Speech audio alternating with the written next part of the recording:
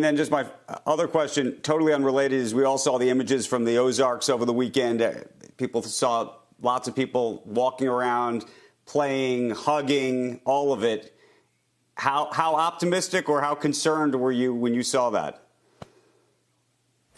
Well, look, I'm concerned that there are people who think that this is the all clear, and I think what we really need to be doing is defining a new normal. We're going to need to live differently until we get to a vaccine. That doesn't mean we can't enjoy certain things and go back to work, but we need to go back to work and enjoy social activity differently.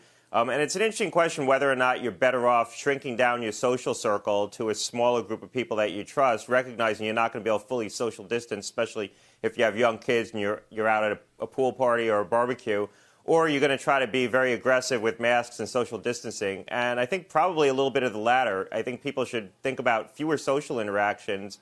And when they engage large groups that they're unfamiliar with, then you wear the masks, you social distance, but find a few people that you're willing to interact with, that you trust those interactions. But certainly you see people going out in big social groups, arguably probably with people they don't know. You saw some of those pictures. They were pretty big social groups that they were with.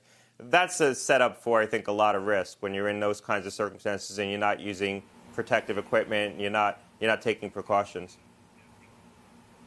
Hey, Scott, that's what I wanted to ask you about, just the idea that I think I saw you talking about this over the weekend, that for 2 weeks as a nation, we saw the number of cases decline.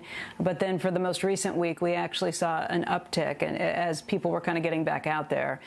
How much should we read into this? How concerned should we be about that? Or is this a situation where you can't watch the week by week necessarily?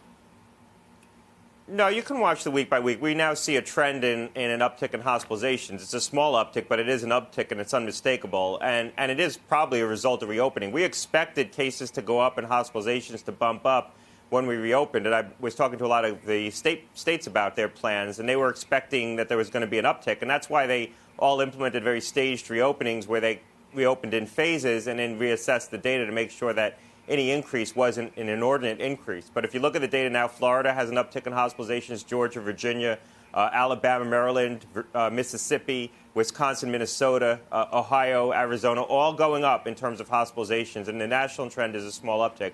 We're going to have to watch it. We expected this. And the hope is that there's a seasonal effect here. We've talked about this. And that seasonal effect will hopefully offset the increased social interaction, which is going to cause cases to go up. So as we get into July and August, things will start to either level off or go down.